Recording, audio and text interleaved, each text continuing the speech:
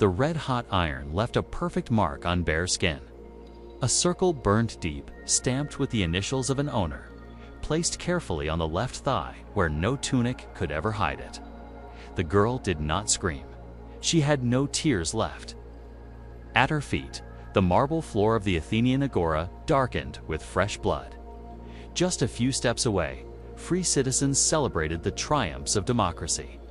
It was the year 430 BCE, the golden age of Athens. That mark was not the punishment of a criminal. It was a brand of ownership. She was 12 years old and bought for less money than the price of a loaf of barley bread. They say the body does not lie. And in classical Athens, the bodies of thousands of women told a story philosophers chose not to write. A story of a system that turned human flesh into property, sexual violence into law, and suffering into public revenue. A system so disturbing that Athens buried it in silence.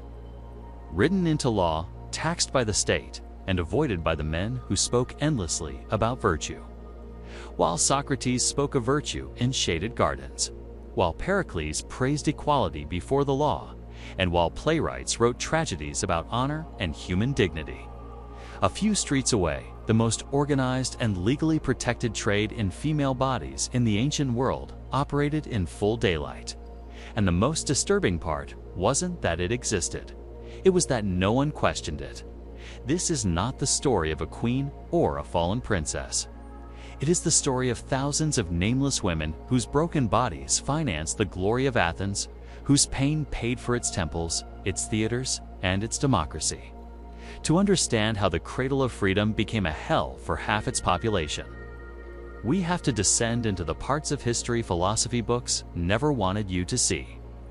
If hidden horrors of the past fascinate you, subscribe to Grim History. Hit the like button. And once you reach the moment that unsettles you most, tell me where you're watching from. Let's begin. To understand how sexual slavery became normal in Athens, we have to move backward in time to the 6th century BCE, when the reforms of Solon laid the foundations of what would later be celebrated as democracy. These reforms are remembered as acts of liberation. Debt slavery among citizens was abolished. Political participation was widened. Law replaced blood feuds. For free Athenian men, Solon's reforms represented justice, balance, and order. But hidden inside those reforms was a fatal contradiction. The freedom of some citizens was built directly on the total enslavement of others. Solon's laws carefully defined who counted as a person under the law and who did not. Rights were expanded, but only inward. Outside that boundary, absolute ownership remained untouched. And among all enslaved people, none were more exposed or more disposable than the women forced into the sexual trade. The system itself was brutally simple because it was meant to be efficient. Girls entered Athens through 3 main paths. Some were born enslaved, the daughters of women already prostituted, inheriting bondage before they could speak. Others were taken during the city's constant wars of expansion, absorbed as war spoils. But most commonly, they were sold by their own families when hunger, debt, and despair erased any remaining choice. Poverty did not excuse the sale, it justified it. There was no minimum age. Surviving documents mentioned girls as young as 7 being prepared for use, trained before their bodies had even matured.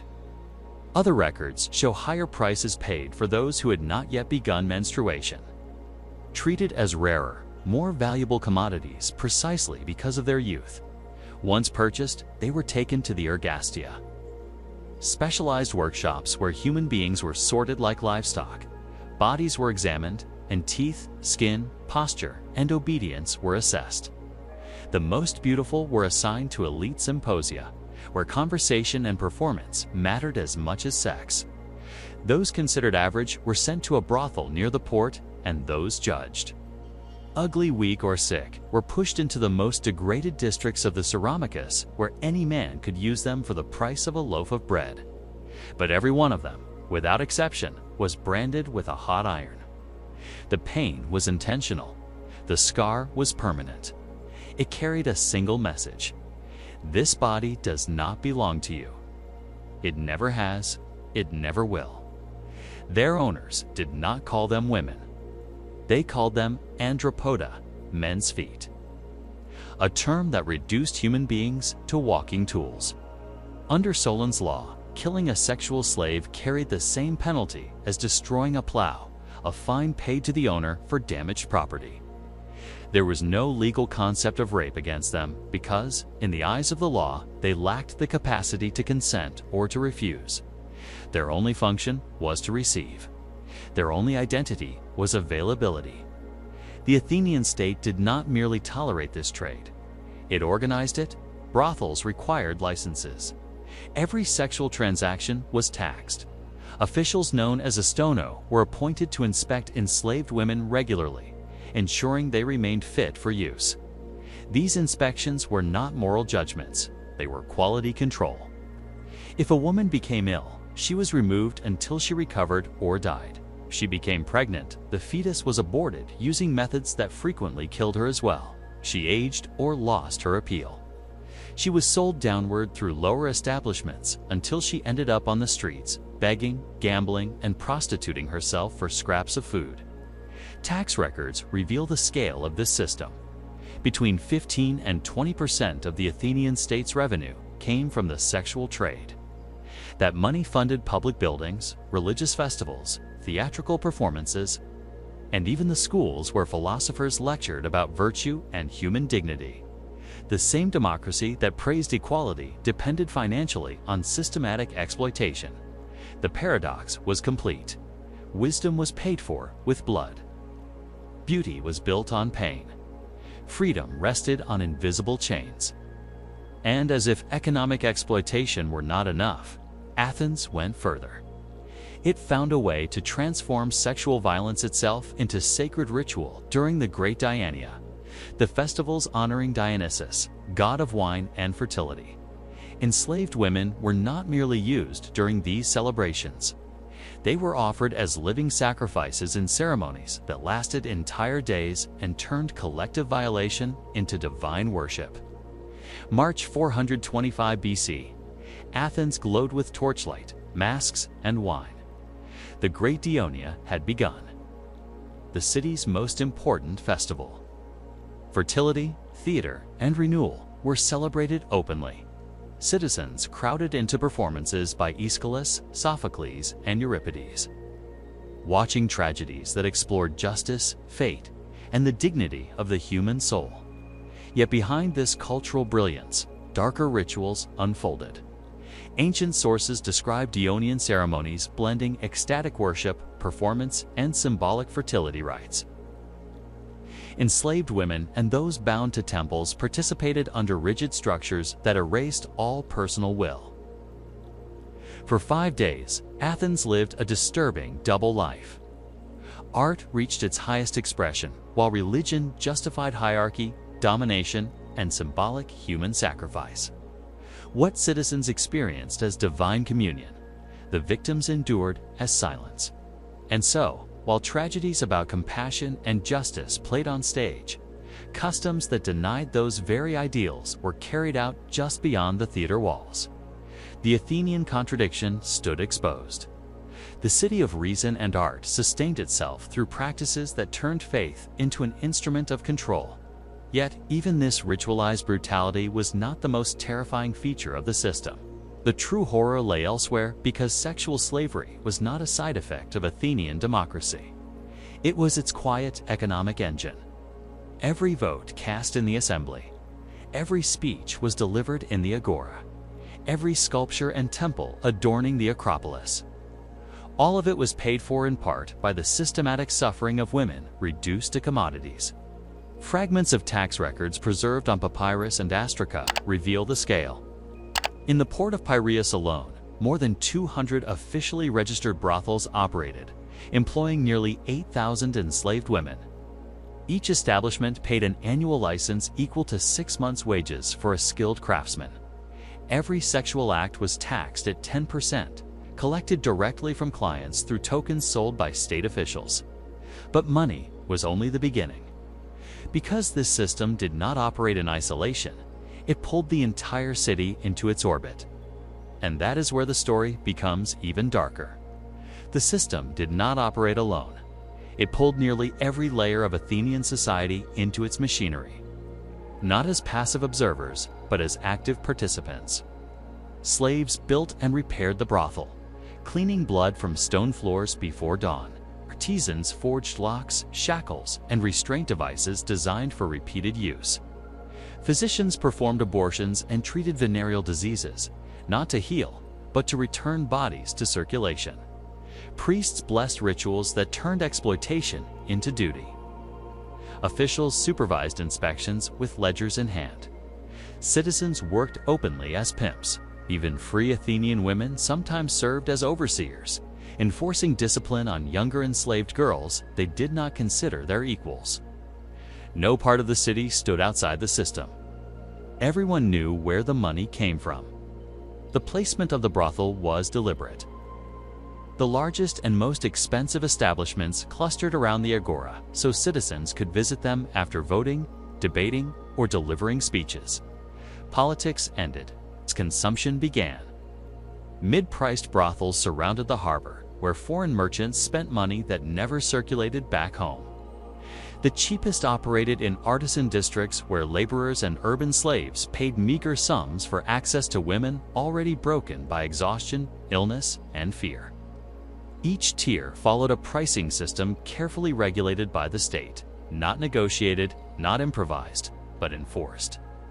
A night with the first category slave, young, attractive, and trained in music and conversation, cost the equivalent of 3 days' wages for a hoplite soldier.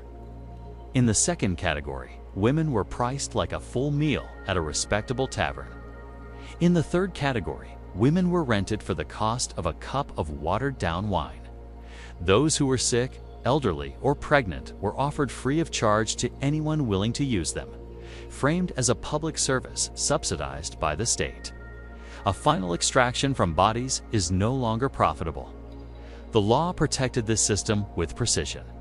Owners and clients were insulated from consequence while any attempt at resistance was criminalized. A woman who refused a client could be publicly whipped to discourage imitation. One who attempted escape was branded on the face, a permanent warning, and sold to gladiators, where public violation became part of the spectacle.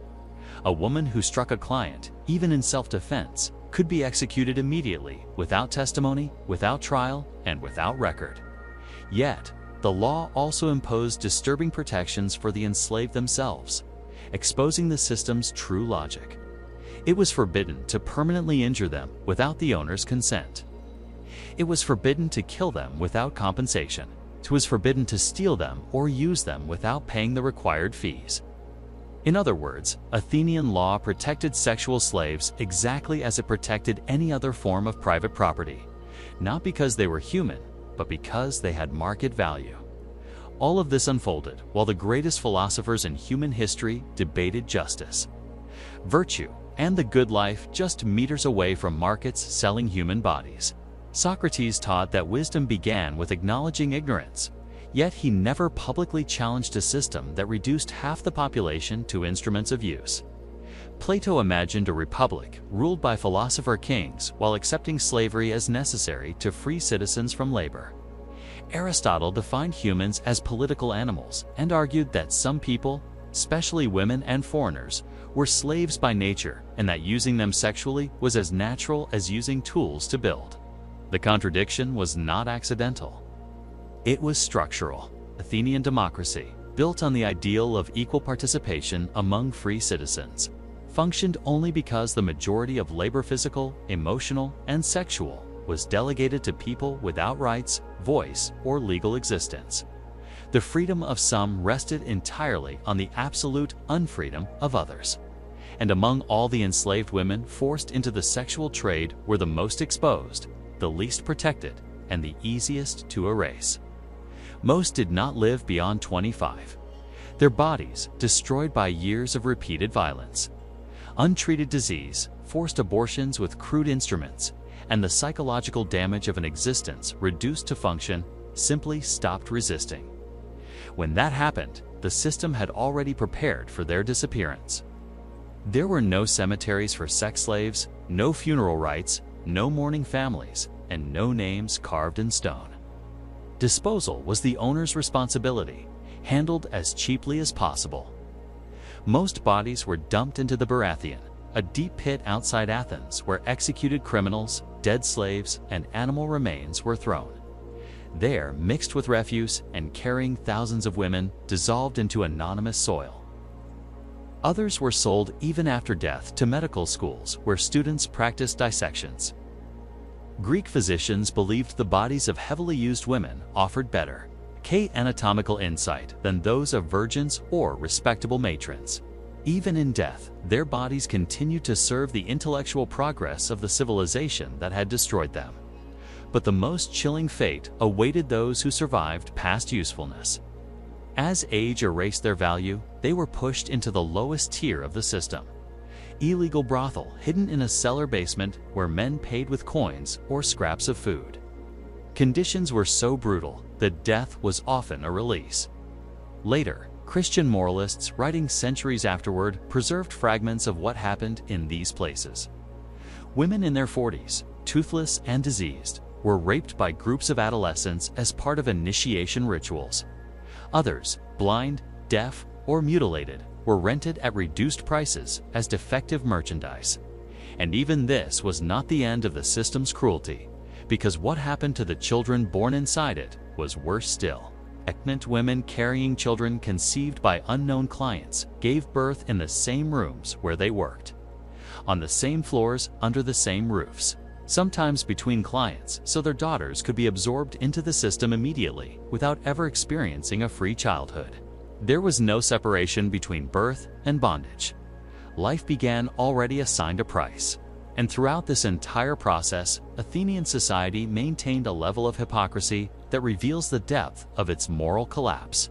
The same laws that fiercely protected the sexual virtue of citizen women, daughters, wives, and mothers of citizens, imposing death penalties on anyone who dishonored them, simultaneously legitimized the sexual enslavement of everyone else. An Athenian citizen who raped the wife of another citizen could be executed on the spot by the offended husband.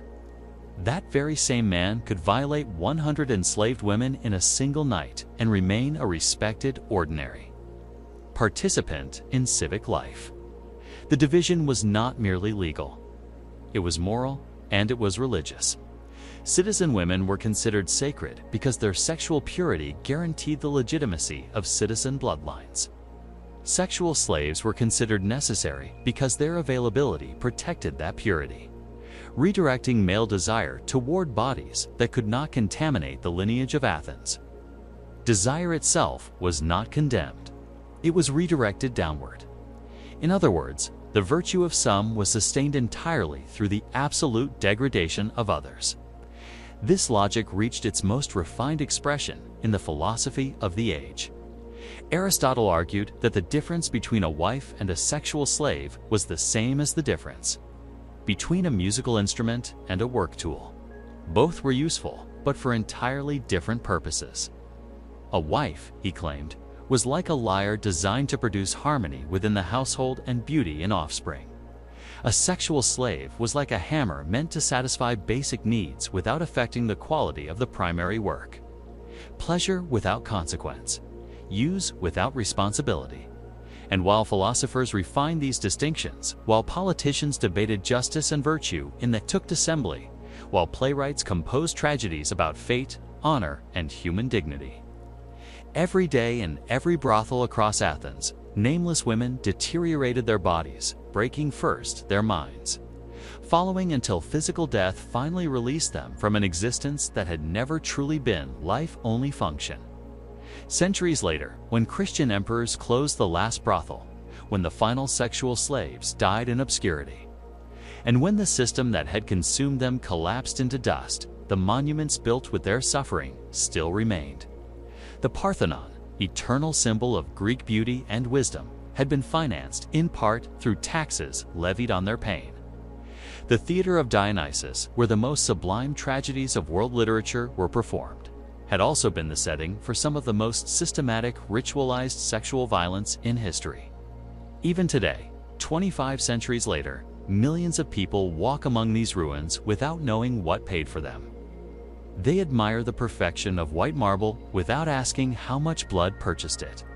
They celebrate Greek philosophy without questioning how theories of human dignity were developed alongside the routine dehumanization of half the population, because this is the truth history books prefer not to confront. There is no innocent beauty when it is built on suffering. There is no pure wisdom when it coexists with brutality. There is no civilization worthy of admiration when it reserves humanity for only some. Classical Athens gave us democracy, philosophy, theater, and architecture that define Western culture. But it also gave us the clearest demonstration that humanity's greatest achievements can coexist with its most extreme crimes, and that the capacity for beauty is inseparable from the capacity for cruelty. This is not the story of a fallen princess or a queen undone by passion. It is the story of thousands of women who lost their humanity so that a civilization could preserve its glory. It is the story of bodies burned with iron so other bodies could be immortalized in marble. It is the story of voices erased forever so other voices could echo through history.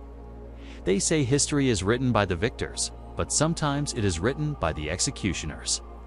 For more than 2,000 years, the story of Athens has been told by those who praised its greatness while ignoring its brutality, who admired its wisdom while forgetting its cruelty, and who venerated its legacy while erasing its victims. Today, every time the cradle of democracy is invoked, every time the so-called Greek miracle is celebrated, and every time Athenian philosophy is taught as the foundation of Western thought, it is worth remembering that this miracle carried a price.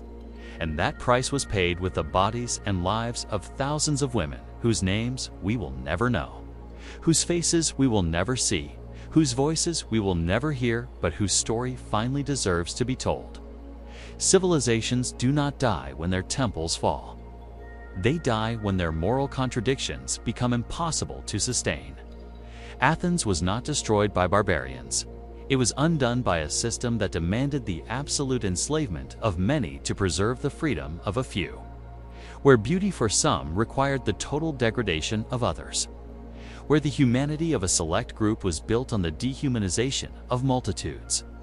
And if this story has unsettled you, if something in you resists the hypocrisy that allowed wisdom to coexist with cruelty, ask yourself how many similar contradictions we tolerate today. How many achievements are built on suffering we choose not to see? How much beauty do we admire without questioning its cost? Because only when buried truths are exposed do silenced voices speak again. And only by listening to those erased from history can we begin to understand what it truly means to be human. If you've reached the end of this account, write "remembered" in the comments. So, we know you walked with us through this entire chilling descent.